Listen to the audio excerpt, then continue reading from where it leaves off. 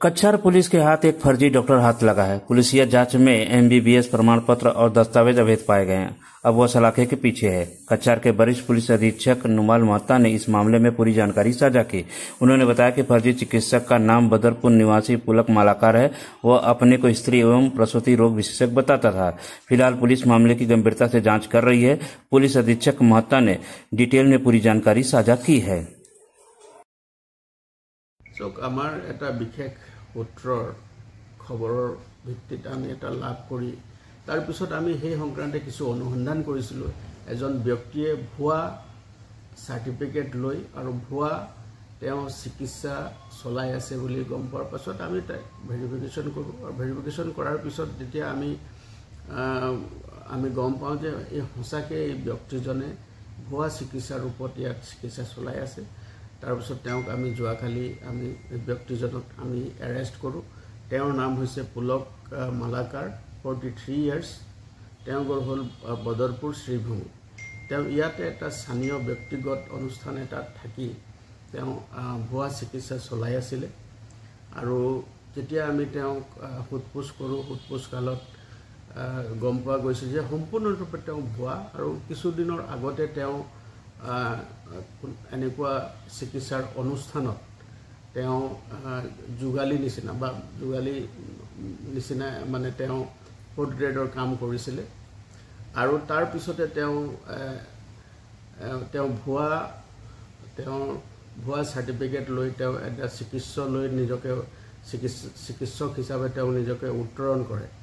ইয়াৰ ফলত আমি দেখা পাইছোঁ যে তেওঁ যোৱা 2016 চনৰ পৰাই তেওঁ ইয়াত এই ভুৱা চিকিৎসা তেওঁ কৰি আছিলে আৰু লোকসকলক অভুৱা ভৰি তেওঁ টকা পইচা তেওঁ সৰকাইছিলে। গতিকে এই সংক্ৰান্তে তেওঁক সোধপোছ কৰাৰ পাছত এটা আমি মোকৰ্দমা ৰুজু কৰোঁ সদৰ থানাত। আৰু মোকৰ্দমাৰ নম্বৰ হৈছে 786/24। আৰু BNSৰ অধীনত আমি গোটেই ভাৰতীয় ন্যায় সংহিতাৰ আধাৰত আমি গোটেই কেছটো ৰেজিষ্টাৰ কৰিছোঁ আৰু আমি বৰ্তমান অনুসন্ধান চলাই আছোঁ। তেওঁ এটা ভাৰতবৰ্ষৰ এটা ৰিনাউণ্ড আৰু এটা অনুষ্ঠানৰ চিকিৎসা মহাবিদ্যালয় শ্ৰী ৰামচন্দ্ৰ ভাঞ্জ চিকিৎসা মহাবিদ্যালয় কটকৰ তেওঁ চাৰ্টিফিকেট, তেওঁ ভুৱা চাৰ্টিফিকেট এটা তেওঁ আমাক দেখুৱাইছে। আৰু সেইটো আমি যেতিয়া সত্যাপন কৰোঁ সেইটো সম্পূৰ্ণৰূপে ভুৱা বুলি প্ৰমাণিত হৈছে।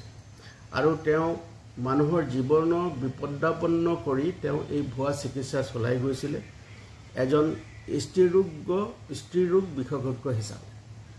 গতিকে আমি বৰ্তমান তেওঁক অধিক সোধপোছ কৰি আছোঁ। তেওঁক মাননীয় আদালতত তেওঁক ইতিমধ্যে আমি প্ৰেৰণ কৰোঁ। তাৰপিছত তেওঁ আমি আৰক্ষীৰ আমি কাষ্টডিত লৈছোঁ। তেওঁ স্বাধীনৰ কাৰণে মাননীয় আদালতে আমাক প্ৰদান কৰিছে আৰু তেওঁক অধিক তথ্যৰ বাবে আমি তেওঁক সোধপোছ কৰি আছোঁ আৰু তেওঁৰ বিৰুদ্ধে যাতে কঠোৰতম আইনগত ব্যৱস্থা ল'বৰ কাৰণে আমি তৎপৰ হৈ আছোঁ। আচ্ছা স্যাৰ, এই যিটো সাৰ্টিফিকেট তেওঁ বনাইছে এইটোৰ ক'ৰ পৰা বনাইছে, কিবা তথ্য লাভ হৈছে নেকি আৰক্ষীৰ? আমি সেই সংক্ৰান্তে আমি এটা অনুসন্ধান চলাই আছোঁ আৰু আমি গম পোৱা মতে এটা বিশেষ চক্ৰৰ পৰা তেওঁ সেই চাৰ্টিফিকেটটো ধন দি তেওঁ সেই চাৰ্টিফিকেটটো তেওঁ লাভ কৰিছে। আৰু সেই চক্ৰটোৰ বিষয়েও আমি অনুসন্ধান কৰি আছোঁ, কাৰণ বৰ্তমান গোটেই বিষয়টো অনুসন্ধানৰ অন্তৰালত আছে। গতিকে আমি অধিক তথ্য লাভৰ কাৰণে আমি অনুসন্ধান চলাই গৈছোঁ। চক্ৰটো বৰাকৰ হয় নেকি? হয়, বৰাক ভেলীৰে হয়। তেওঁ ইয়াতে তেওঁলোকে এই যি ভুৱা মানে যি চাৰ্টিফিকেট তেওঁলোকে প্ৰদান কৰিছে আৰু এটা মোটা ধনৰ বিনিময়ত তেওঁলোকে এই প্ৰদান কৰিছে। আচ্ছা স্যাৰ, আৰু এটা বিষয় দেখিছোঁ যে এনেকুৱা ফেক ডক্টৰৰ বহু অভিযোগ আহি আছে জিলাৰ বিভিন্ন প্ৰান্তৰ পৰা। এনেকুৱা ফেক ডক্টৰে ভৰি পৰিছে, তেওঁলোকৰ বিষয়ে কি ক'ব আপুনি?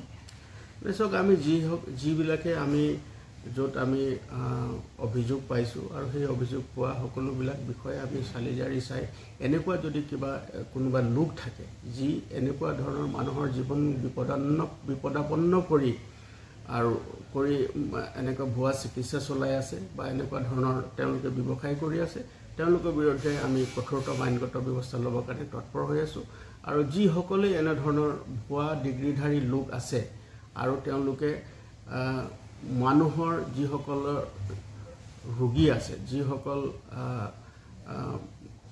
মানে ডিষ্ট্ৰেছ মানুহ আছে, সেই সকলোকে এটা ভুৱা চিকিৎসা প্ৰদান কৰি ধন আৰ্জন কৰা, অবৈধ ধন আৰ্জন কৰা যিসকল লোক আছে তেওঁলোকৰ বিৰুদ্ধে আমি খবৰ পোৱাৰ লগে লগে আমি তেওঁলোকৰ বিৰুদ্ধে আমি কঠোৰতম আইনগত ব্যৱস্থা গ্ৰহণ কৰোঁ।